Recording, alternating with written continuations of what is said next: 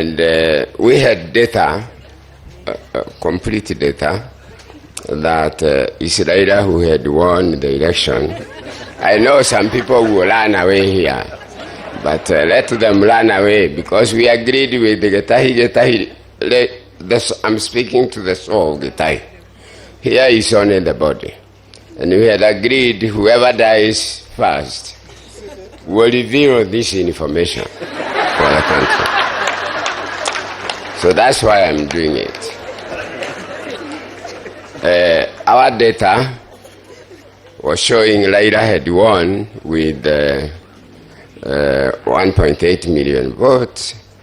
And I was picked from my house at night, and all the returning officers from Mount Kenya region were held somewhere, and their return forms taken. And I was taken to my office. I found some people, I'm not going to mention their names, and we changed all those figures, and Kibaki won the election against him. I'm not going to mention about 2013 election, which again was Uhuru, or 2012 to 2013. Again, I campaigned for Raila, and Royal Media had already started then, and Inoro TV and CitizenTV were switched off in the whole of Mount Kenya region, but that could not make me change my belief in Raila, because Raila was left to me by his father. Then we came to the election of 2022. 2017, before 2022. In the election of 2017, it was Raila against Uhuru and Ruto at that time, the current president. We learned that the register had been changed. You keep on pressing me, I won't stop. The register has been changed for voters. When you are registered a voter, you have your fingerprint, you have your photograph, and you have full names. That's some names. They have taken some IDs from the death register, and they have the names, but they don't have a photograph. That's how Raila got beaten by. But remember, Malaga codified discrepancies and drew away the election. And Raila said he's not going to repeat the election with the IBC being not changed. So obviously it was Uhuru and Ruto. They won the second round, the repeat, easily. Then I want to mention, because all this is in our records, about the election of 2022. We went to Naivasha to plan for the election of Raila as a candidate. Again, remember, it is Uhuru against Raila, and I'm campaigning for Raila. And at Naivasha, I tried to explain that the register that is going to be used has fake voters, but Raila was so impatient, he stopped me from explaining. But these 4 commissioners that who resigned in the end or were fired, they came to my house and I showed them how the register is not true. But that's how, obviously, again, and you remember Musando, that's how the votes have been put in. And now I come to 2022 election, whereby I try to convince Raila that the voter register that is going to be used is not proper, and they should give it to us, even if we are going to be his agents and organize the agents. He didn't think so, and because of the handshake with the Uhuru, he thought it is a free flow.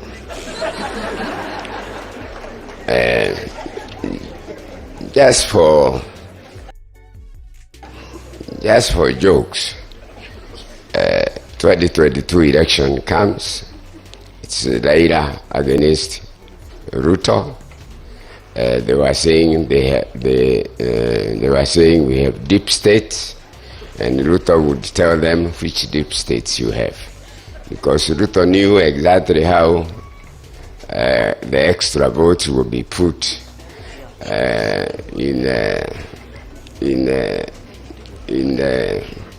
it doesn't matter. You know, I'm 82 years. If I get kidnapped or hijacked, 84. It doesn't matter. Kano has gone and he was younger than me. So we must just tell this, because I want to tell President Ruto, and it's good that Raila is here, if he wants to leave this country, good, because he's the president and we cannot do anything, yeah? Whether he won the election or he didn't win, he's the commander-in-chief of the armed forces. But the only thing that can help us is to make sure that a new register of voters is created. If election comes before I pass on, like retiring in the next 2.5 years or so, so that all Kenyans can cast votes, and each vote will, even if I lose, he loses, at least he will leave a good country that counts votes, and each vote. So, my fellow Kenyans, this is what I would ask for President Ruto to do for us, to have a new voter register, and to make sure that the next election, whoever gets elected will be elected by Kenyans by casting votes. So, Mama Gashi, in all this election that I have campaigned for Raila throughout the country in road shows and so on, including the Kikuyu lads, where sometimes we would be even beaten, but Mama Gashi was always there in those vehicles. So even in this last election, for her to become a senator, in fact, the Montet wrote me a letter saying, how wonderful are you, SK, you could have convinced Raila to appoint you senator, but instead you selected our daughter to become senator. So that's how Betty became a senator. So life has been all this time that we, Muranga group, we always used to go there during Christmas as families. Yeah. And we would stay there before Christmas Day until New Year's Day. And we would get enough goats from the auction in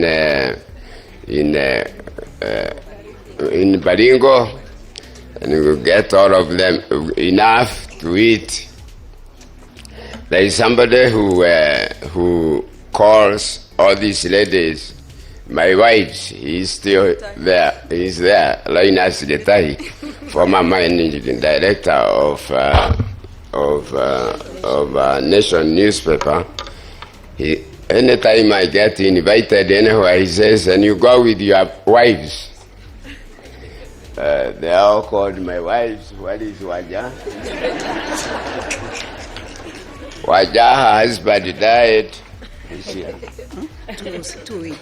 208. And because she's part of this family, we have never stopped. He was the computer manager. In fact, I remember when we changed the votes for Raila. He called the managing director, Ashira, because he was in the control room, and said the chairman is with some people in the office, and he's giving us figures to change. And what should we do? And Washida said, if he's the chairman, then there is nothing you can do about it, you obey. You can keep on hating me, but it's better to tell the truth. I told you my age. So Muranga group, Getahi always, anytime he found a chance, he would come to Muranga. From you people, I heard you speak here. He would come to Muranga and he would enjoy him because he was always close and he was on call all the time. So, you know, I can even tell you as a last thing to say that Royal Media was started because of Raila's father. I was paying for all the commercials in KBC for Raila's father with against Mativa.